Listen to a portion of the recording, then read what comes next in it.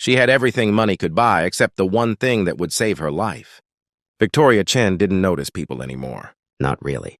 They were blurs in her peripheral vision, obstacles to navigate around, voices that became white noise against the symphony of her own thoughts. At 42, she'd built an empire that stretched across 3 continents, turned a small tech startup into a billion-dollar corporation, and earned a reputation as the woman who never lost. But somewhere between her first million and her first billion, she'd stopped seeing the humans behind the transactions. The janitor had worked in her building for 3 years. She'd passed him countless times in the marble lobby, in the elevator, in the hallways of Chen Industries headquarters.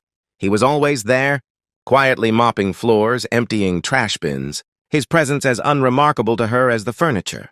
She never learned his name, never made eye contact, never offered so much as a nod of acknowledgement when he held the door open or stepped aside to let her pass.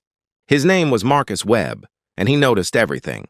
He noticed how Victoria's assistant brought her lunch at exactly 12:47 every day, untouched trays returning to the break room hours later. He noticed the way her shoulders tensed when she walked, like she carried the weight of the world in her expensive blazer. He noticed she worked long after everyone else went home, her office light the last beacon in the darkened tower. And he noticed, on that particular Tuesday in October, that something was different. Victoria's hand trembled as she pressed the elevator button. Marcus was buffing the lobby floors, his industrial machine humming its familiar tune. She swayed slightly, catching herself against the wall. "You okay, ma'am?" The words left his mouth before he could stop them. She never acknowledged him. Why would today be different? Victoria turned, her eyes struggling to focus. "I'm fine," she said, though her voice sounded distant, hollow. The elevator dinged and she disappeared inside. Marcus watched the numbers climb. 20th floor, her private office. Something gnawed at his gut, an instinct honed from years of watching people when they thought no one was looking. He'd been a paramedic once before an injury ended that career. He still remembered the signs. 30 minutes later, his shift was ending when he noticed Victoria hadn't left. Her car sat alone in the executive parking garage. He should go home. It wasn't his business. She'd never given him a moment's consideration in 3 years. But Marcus had learned something in his 58 years that Victoria hadn't in her 42. Humanity wasn't transactional. He took the service elevator to the 20th floor. The executive suite was silent, ghostly in the emergency lighting. Victoria's office door was ajar. Inside, she lay collapsed behind her desk, her phone just inches from her outstretched hand. Marcus's training kicked in instantly. He dropped to his knees, checking her pulse, rapid and weak. Her skin was clammy, lips tinged blue. Diabetic emergency, his mind cataloged. Severe hypoglycemia. He grabbed her phone and dialed 911, his voice steady despite the adrenaline. "I need an ambulance at Chen Industries, 1247 Market Street, 20th floor. 42-year-old female, unconscious, possible hypoglycemic shock." The operator's voice crackled through. "Can you check if she's diabetic? Any medical information?" Marcus scanned the office. In her desk drawer, beneath files and business cards, he found it, an emergency glucagon kit barely visible. The prescription label read, "Victoria Chen, Type 1 Diabetes." His hands, weathered from years of manual labor, worked with practiced precision. He administered the glucagon injection, elevated her feet, turned her on her side. Then he did the only thing left to do. He waited, and he talked to her. "Stay with me now," he murmured, his voice gentle. "Help's coming. You're going to be all right. I've got you." Victoria's eyes fluttered open in the ambulance. The world was a blur of lights and sounds, but through it all, she saw a face, weathered, kind, unfamiliar yet somehow safe. The face of the man who held her hand as the paramedics worked. "Who?" she whispered. "Just rest now," Marcus said softly. "You're going to be okay." The next 3 days were a fog of hospital rooms and hushed conversations. Victoria learned she'd been in denial about her diabetes management for months, prioritizing work over insulin, skipping meals, ignoring warning signs. Her doctor was blunt. Without immediate intervention, she would have died, alone, on her office floor, surrounded by all her success.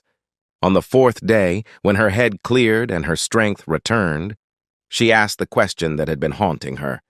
The man who found me, I need to know who he was." Her assistant, Jennifer, shifted uncomfortably. "That was Marcus Webb, Ms. Chen. He's the night janitor. Has been for 3 years." The words hit Victoria like a physical blow. 3 years. How many times had she walked past him? How many times had he been invisible to her? "I need to see him." Jennifer hesitated. "He hasn't been back to work."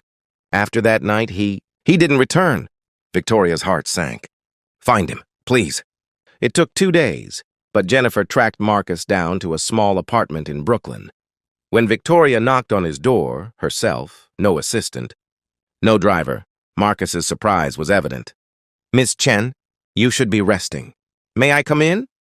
The apartment was small but immaculate.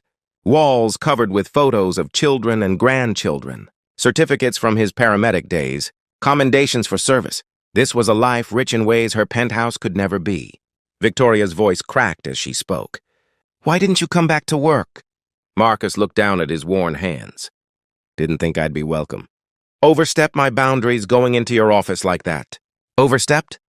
Victoria's eyes filled with tears, something she couldn't remember doing in years. "You saved my life, and I don't even know if I ever said hello to you. Not once, not in 3 years." "You were busy," Marcus said simply. "Important work to do?" "No," Victoria shook her head. "There's no excuse. I was so focused on building an empire that I forgot to be a human being. You didn't just save my life that night, Marcus. You reminded me that I had one worth saving." She pulled an envelope from her purse. Marcus raised his hand. "If that's money, I don't want it." "It's not." Victoria's smile was sad. "It's a letter. A job offer. I want you to head our new community outreach program. I'm starting it because of you. We're going to partner with hospitals, fund diabetes education, support first responders. And I want you to help me build it, not as a janitor, but as the kind of person I should have been learning from all along." Marcus was quiet for a long moment. "Why me?" "Because you saw me when I was invisible to myself. Because you knew what it meant to be human when I'd forgotten. Because kindness isn't about what someone can do for you. It's about what you can do for someone who may never be able to repay you." Victoria's voice steadied. "You knew that. I'm still learning." 6 months later, the Chen Foundation opened its doors. Marcus stood beside Victoria at the ribbon-cutting ceremony, his grandchildren in the front row. The foundation would go on to save thousands of lives, funding emergency medical training, diabetes care, and community health programs across the country. But Victoria never forgot that the first life it saved was hers, and that salvation came not from wealth or power or prestige, but from a quiet janitor who understood, something she'd spent a lifetime ignoring. That every human being, regardless of title or station, carries within them the power to change a life simply by choosing to see another person's humanity. Marcus retired 3 years later, but not before training dozens of community health workers who carried forward his simple philosophy: everyone matters. Everyone deserves to be seen. And Victoria Chen, the billionaire who once noticed no one, now made it her mission to see everyone. Really see them. The receptionist who struggled with childcare, the delivery driver working 3 jobs, the intern who felt invisible. Each person had a name, a story, a life that mattered. She kept a photo on her desk, Marcus holding her hand in that ambulance, his weathered face full of compassion. Beneath it, a small plaque with words she read every morning: "We rise by lifting others." Sometimes the greatest wealth, she had learned, isn't what you build, it's who you become when you finally open your eyes.